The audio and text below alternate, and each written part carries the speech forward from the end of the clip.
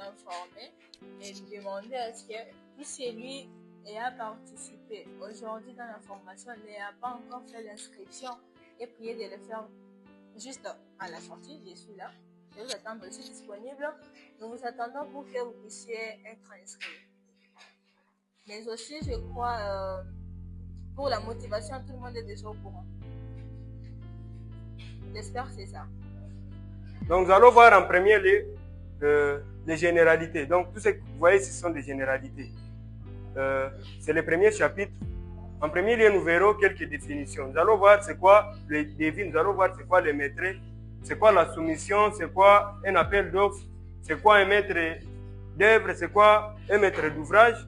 Les défis aussi, c'est un cours comme tant d'autres. Il y a des langages, il y a des unités utilisées.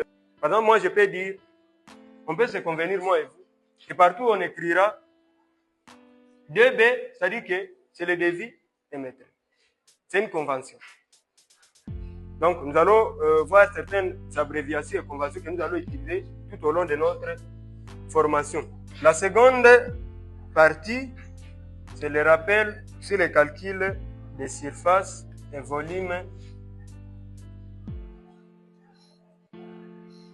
des pièces. Notre troisième partie, les bases de calcul pour l'estimation. En premier lieu, on verra les matériaux courants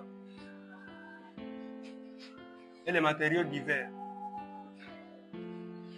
Dans les matériaux courants, on verra c'est quoi les matériaux courants. Les matériaux couramment utilisés en devis émettré, ou bien dans un projet de construction. Il faut d'abord savoir c'est quoi les dosages dont on parle.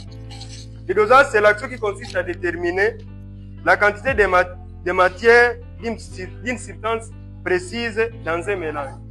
Ce qu'il faut retenir avec le dosage, vous avez par exemple 1 mètre cube. Vous ne pouvez pas déterminer sans le dosage la quantité du ciment, la quantité du sable, la quantité de gravier et la quantité de l'eau, sans savoir quel est le dosage que vous allez utiliser. Donc c'est sur base du dosage qu'on détermine la quantité de matériaux qui constituent une substance. Par substance, on voit directement, soit si c'est le béton, on voit les mètres cubes du béton. À travers ces 1 mètre cube, c'est à partir du dosage que nous allons déterminer que non, dans ces 1 mètre cube, il y aura tel nombre de sacs de ciment, telle quantité de gravier.